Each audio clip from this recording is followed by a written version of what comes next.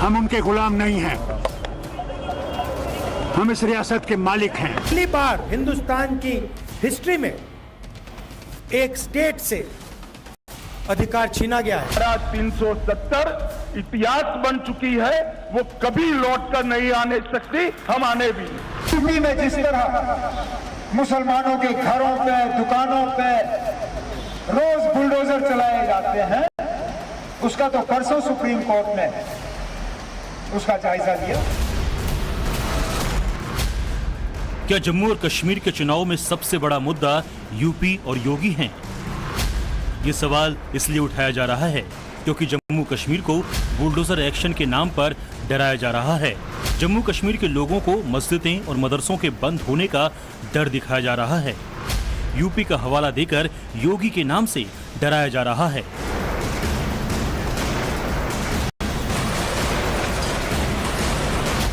इन्हें कुल मिलाकर कहा जा सकता है कि जम्मू कश्मीर के चुनाव में योगी का खौफ चल रहा है।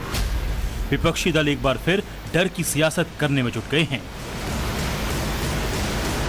विधानसभा चुनाव को विकास के मुद्दे पर लड़ने के बजाय नेशनल कॉन्फ्रेंस के नेता उमर अब्दुल्ला यूपी के मुख्यमंत्री योगी आदित्यनाथ और उनके बिल्डोजर का जिक्र कर रहे हैं। समझा जा रहा है कि नेशनल कॉन्फ्रेंस डर की सियासत को जम्मू कश्मीर, खासतौर पर कश्मीर घाटी में दोबारा जिंदा करना चाहते हैं।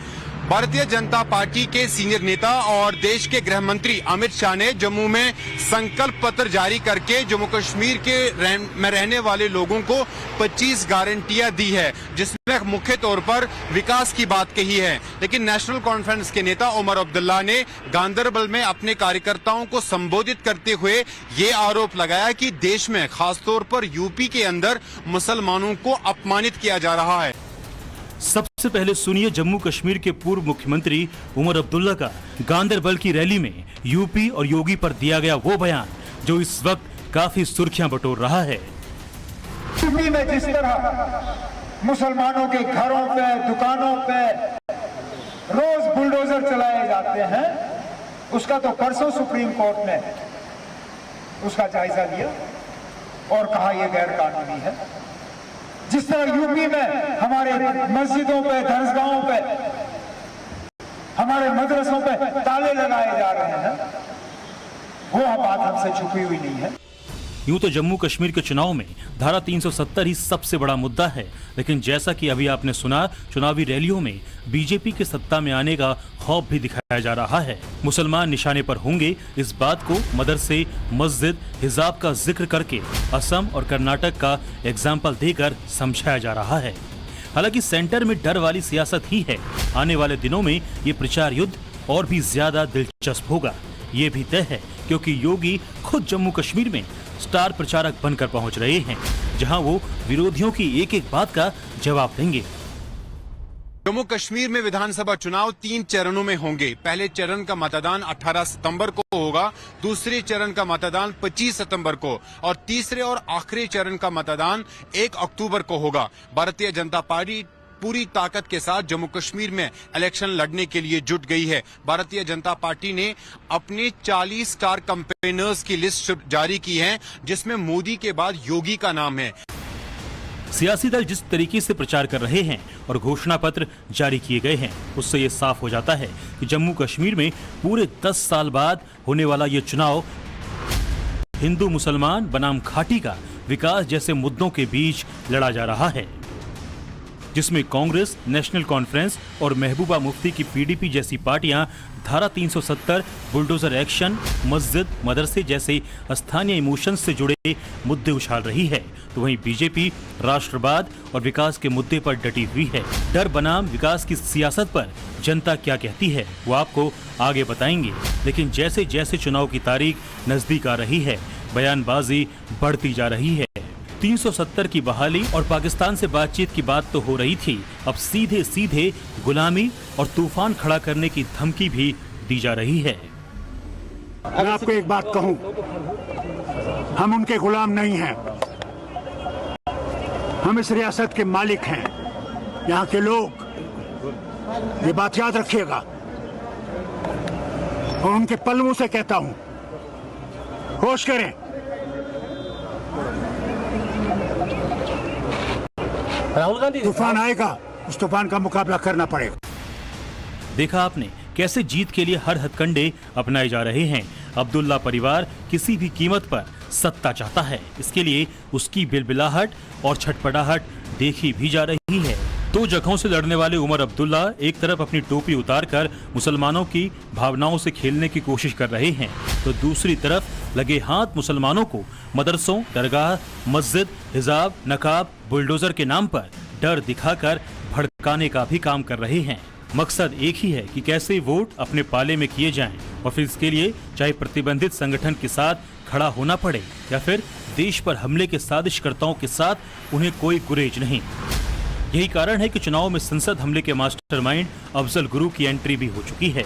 उमर अब्दुल्ला ने कहा कि उनकी चली होती तो वो अफजल गुरु को फांसी के फंदे पर नहीं चढ़ने देते। My unfortunate thing was that the J&K government had nothing to do with Afzal Guru's execution.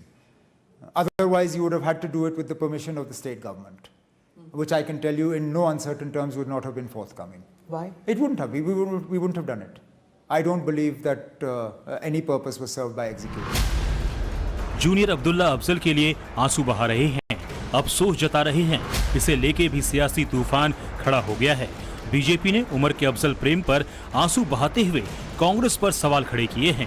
BJP सवाल पूछ रही है कि जिस कांग्रेस के नेतृत्व वाली सरकार में अफजल को फांसी पर लटकाया गया, वो कांग्रेस खामोश क्यों है? और 370 पर खामोश रहने वाली कांग्रेस अफजल के मुद्दे पर भी सिर्फ बचाव की मुद्रा में है। इंडी अलायंस का हाथ हमेशा आतंकवादियों के साथ। जो उमर अब्दुल्ला जी कह रहे हैं कि अफजल गुरु को लटकाकर कुछ हासिल नहीं हुआ, तो क्या उमर अब्दुल्ला जी सुप्रीम कोर्ट के विवेक पर सवाल खड़ा कर रहे हैं? क्या उमर अब्दुल्ला जी उस समय की यूपीए की सरकार के निर्णय के ऊपर सवाल खड़े कर रहे हैं? आज वो यूपीए के या कांग्रेस पार्टी के साथ ही एक तरह से चुनाव लड़ रहे हैं। तो उमर अब्दुल्ला जी को बताना चाहिए कि बार बार इंडी अलायंस और खास करके उनकी पार्टी और कांग्रेस पार्टी भी ये इस्लामिक जिहाद और आतंकियों की पैरवी करने क्यों शुरू कर देते हैं? Why should the Congress respond on a comment made by Mr. Omar Abdullah? Does the BJP respond on every statement made by Mr. Naidu or Mr. Nitish Kumar? In that case, I want to ask the BJP, what is your comment on the promise made on Muslim reservations by Mr. Naidu? Ask them to respond first. Why should I be responsible for what my allies say? Jammu Kashmir में कांग्रेस ने national conference के साथ गठबंधन किया है और ये गठबंधन उसके गले की फांस बनता जा रहा है। धारा 370, जेल में बंद आतंकियों की रिहाई, उनके परिजनों से हमदर्दी और अफजल गुरु जैसे मुद्दों का जवाब देना कांग्रेस को भारी पड़ रहा है। उधर महबूबा कहने को तो नेशनल कॉन्फ्रेंस से अलग लड़ रही है, उमर पर गाहे बगाहे वार भी कर रही है, खुद को अलग दिखाने की कोशिश कर रही है, लेकिन धारा 370 और अफजल गुरु जैसे मुद्दों पर दोनों के सुर बिल्कुल एक जैसे हैं।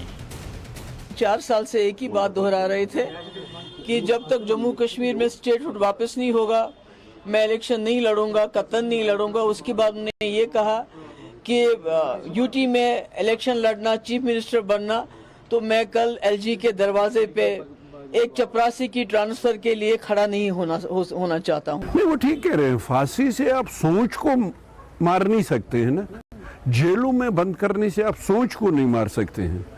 और डेमोक्रेसी में बैटल ऑफ आइडियाज है, सोच को बातचीत से हल किया जा सकता है। सियासी दलों की इन तमाम खींचतान के बीच राहुल और उनकी कांग्रेस की स्थिति सबसे अजीब है। कई मसले तो ऐसे हैं जिन्हें ना उगला जा रहा है और ना ही निगला जा रहा है। नेशनल कॉन्फ्रेंस उस जमाते इस्लामी का समर्थन कर रही है जो 2019 से प्रतिबंधित है, जिस पर आतंकी संगठनों को फंड और वैचारिक समर्थन देने का आरोप है, जिस पर कश्मीर में आतंकवाद, आतंकी संगठनों और पथराव का समर्थन करने का आरोप है।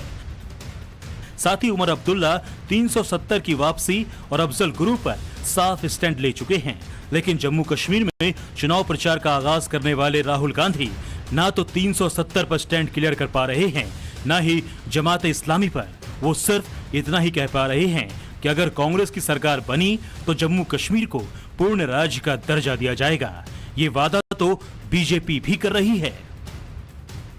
आपका सिर्फ स्टेट नहीं छीना गया, आपके अधिकार आपका धन